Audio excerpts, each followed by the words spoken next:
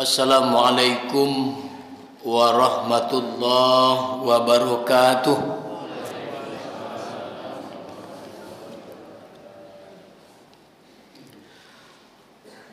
Alhamdulillahilladzi ahyana ba'dama amatana wa ilaihin nusur. Asyhadu an la ilaha illallah wahdahu la syarikalah. Wa asyhadu anna Muhammadan abduhu wa rasuluh sallallahu alaihi wasallam la nabiyya ba'da amma ba'd. Wa qala Allah ta'ala fil Qur'anil Karim A'udzu billahi minasy syaithanir rajim. Bismillahirrahmanirrahim. Wa bil ashari hum yastaghfirun.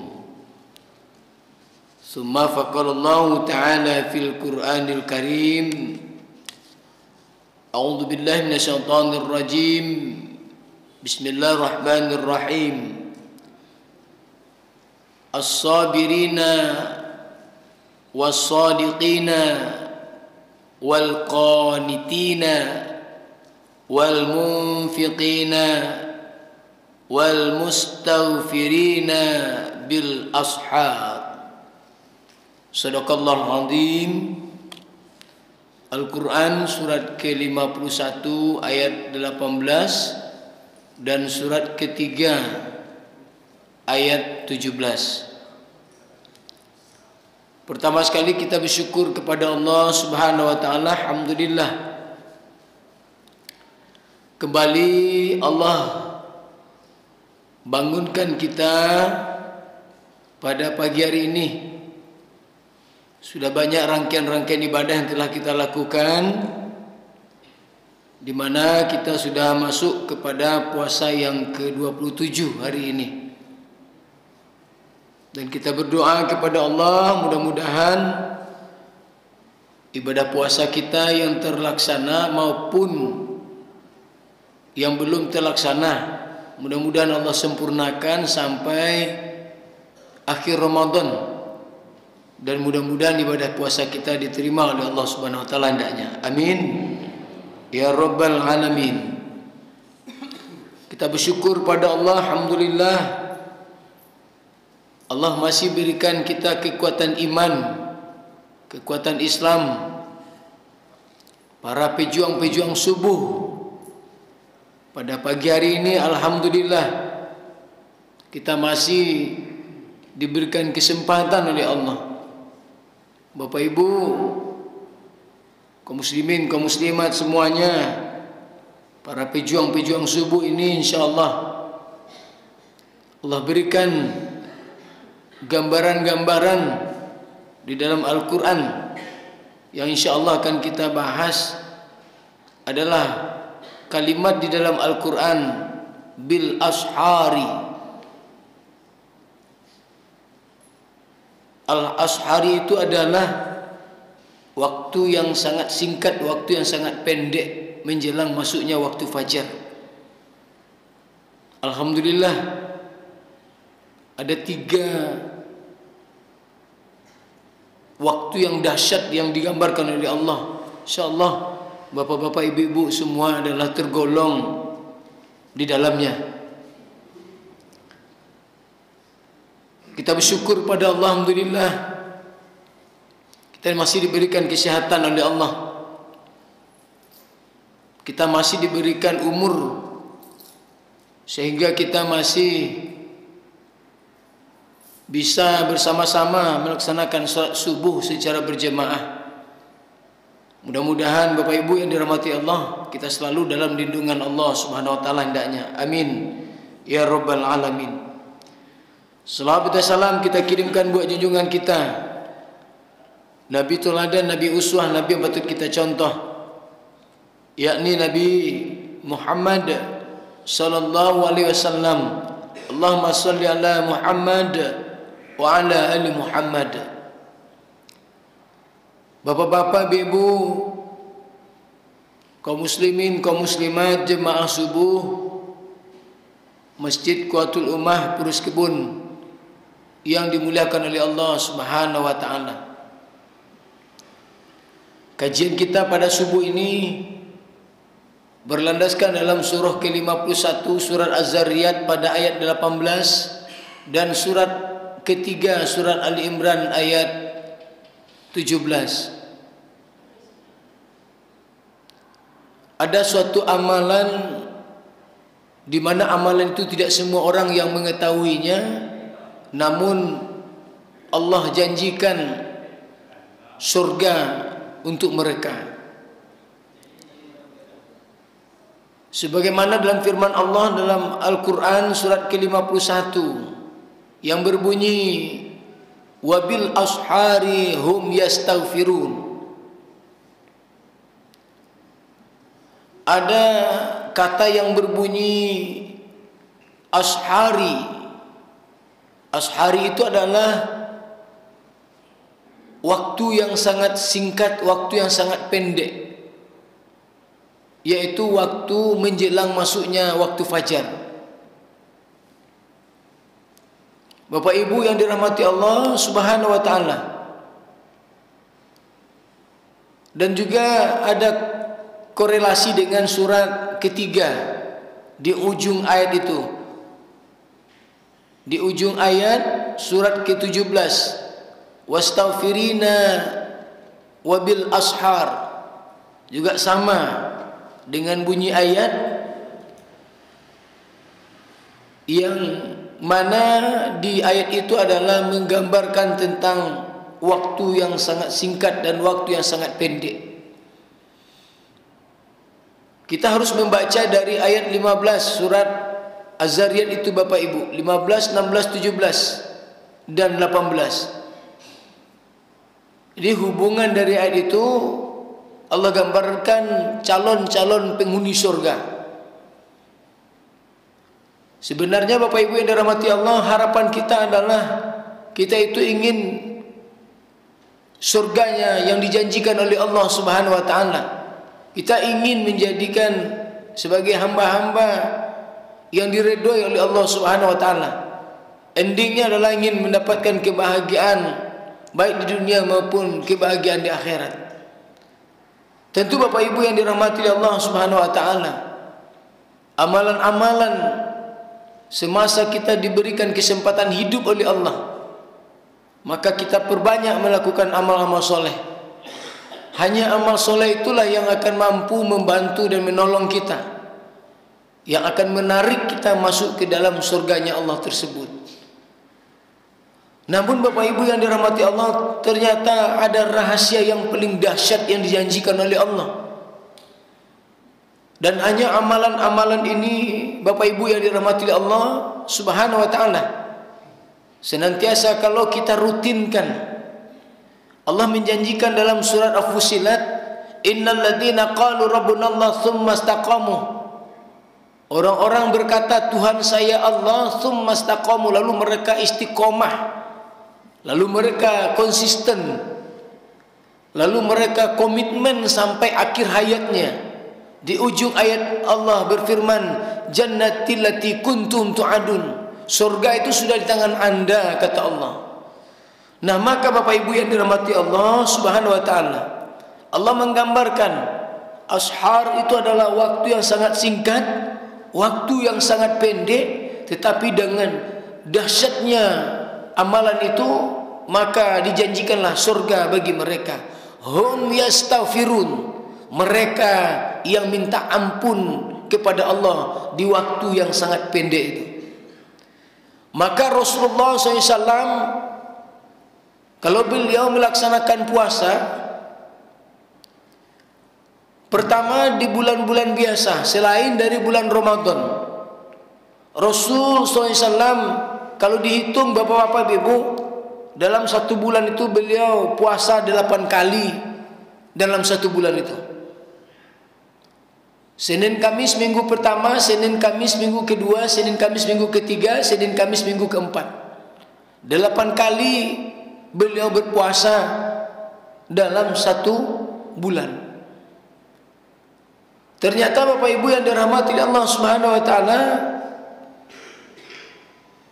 banyak yang digambarkan oleh pakar-pakar kesehatan, oleh dokter dan sebagainya, dari ahli kesehatan, memang dampak dan pengaruh dari puasa itu sungguh luar biasa dijanjikan oleh Allah.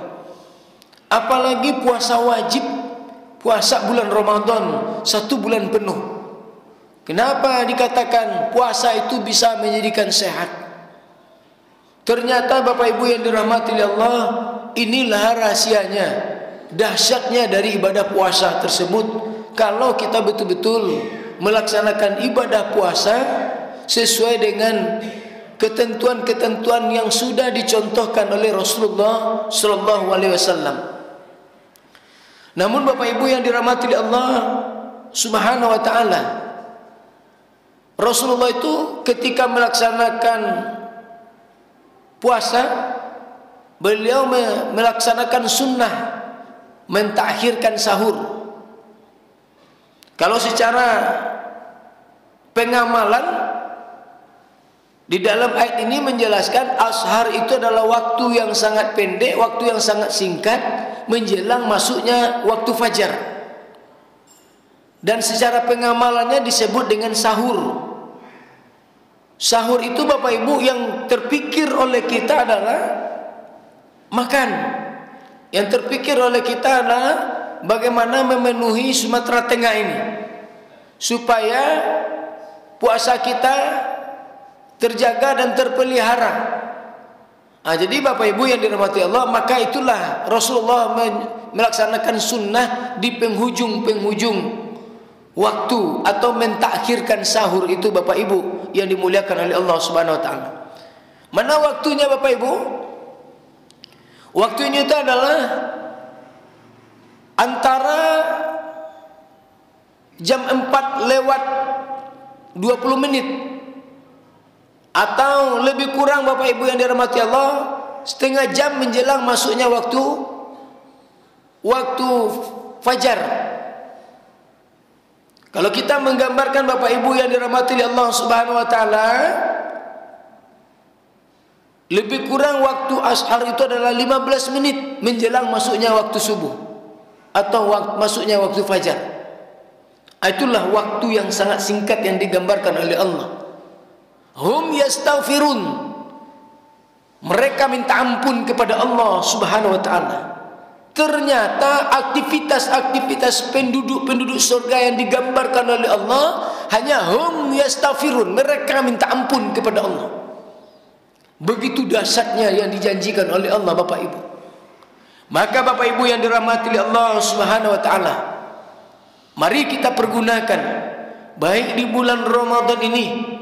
Di bulan Ramadan ini adalah bulan ampunan, dan juga Ramadan ini adalah bulan rahmat, dan banyak pahala-pahala yang dijanjikan oleh Allah Subhanahu wa taala. Maka waktu yang sangat singkat dan yang pendek ini dengan waktu yang beberapa hari lagi ini, maka pergunakanlah sebaik-baiknya.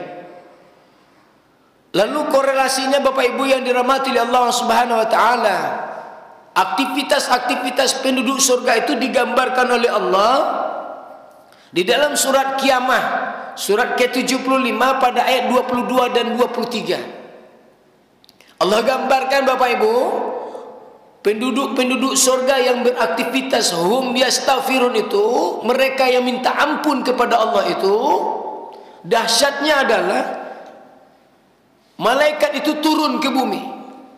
Apalagi di 10 malam terakhir ini adalah yang disebut dengan bulan lebih baik dari 1000 bulan, yaitu malam Lailatul Qadar.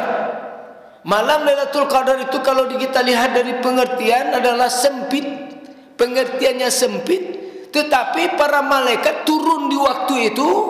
Ketika itu Bapak Ibu yang dirahmati Allah, malaikat itu membuat suatu rencana, membuat satu program untuk 1 tahun ke depannya. Jadi turunnya malaikat itu Bapak Ibu mencatat dan juga membuat program dan rencana bagi untuk kita semua.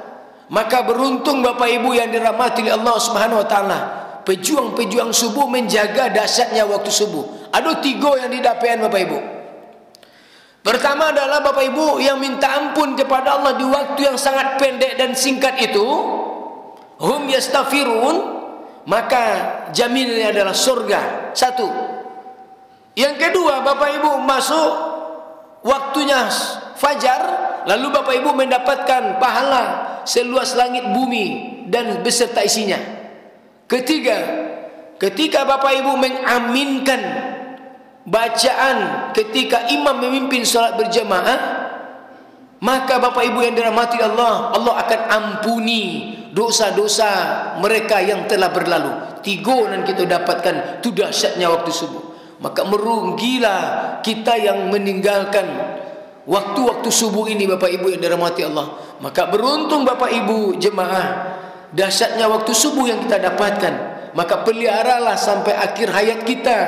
InsyaAllah ketiga-tiganya ini adalah pahala yang sangat dahsyat yang dijanjikan oleh Allah Subhanahu wa taala. Maka ketika malaikat itu turun, ya ibadillah, ya wahai hamba-hamba Allah, malaikat menyeru Bapak Ibu. Malaikat kadungkan kepada Allah, ya ibadillah, wahai hamba-hamba Allah, lihatlah wahai Allah. Itulah aktivitas-aktivitas mereka. Mereka minta ampun kepadamu ya Allah. Maka Allah tukilkan, Allah korelasikan dengan surat ketiga, as-sabirina was-sadiqina wal-qanitina wa munfiqina wastaghfirina wabil ashar. 5 golongan aktivitas penduduk surga itu yang digambarkan. Pertama adalah jadilah orang-orang sabar. Artinya Bapak Ibu yang dirahmati Allah Subhanahu wa taala, kita beruntunglah menjadi orang-orang yang dalam kehidupannya sabar menjalankan kehidupan ini. Maka beruntunglah Bapak Ibu yang hari ini memelihara kesabaran itu. Sabar dalam menolak kezaliman, sabar dalam beribadah kepada Allah, sabar dalam menerima ujian dan cobaan. Jadi Bapak Ibu jemaah subuh yang dimuliakan oleh Allah Subhanahu wa taala, inilah digambarkan oleh Allah Bapak Ibu. Ternyata kita yang menjadi hamba-hamba yang sabar itu adalah salah satu calon-calon penghuni surga. Jadi beruntung Bapak Ibu yang sampai hari ini menjaga kesabaran itu. Insya Allah Bapak Ibu. Yang kedua, was-sadiqina, orang-orang yang benar, orang-orang yang menjadi di dalam kehidupan itu ia jaga kebenaran tersebut, kejujuran itu. Jadi tidak akan rugi apa-apa Ibu menjadi orang-orang yang jujur, menjadi orang-orang yang benar, mempertahankan kebenaran itu. Coba lihat Bapak Ibu para sahabat. Siapa sahabat-sahabat yang jujur? Siapa sahabat-sahabat para nabi yang mempertahankan tentang kebenaran, tentang pengakuan keimanannya kepada Allah Subhanahu wa taala, adalah jaminannya surga bagi para sahabat-sahabat dan para rasul tersebut. Itulah yang dijanjikan oleh Allah Subhanahu wa taala. Jangan kita takut dengan kebenaran. Jangan kita takut untuk mempertahankan, sudah jelas ini benar, padahal jaminannya adalah surga. Itu yang kedua. Yang ketiga adalah wal qanitina. Jadilah orang-orang yang taat kepada Allah Subhanahu wa taala. Jadilah kita orang-orang yang khusyuk dalam beribadah kepada Allah. Yang keempat adalah wa munfikina. Digambarkan oleh Allah pada ayat ini adalah wal munfiqina, itu adalah orang-orang yang menjaga infaknya, menjaga sedekahnya. Jadi Bapak Ibu bersyukur Bapak Ibu, pengurus masjid menyediakan infak sedekah.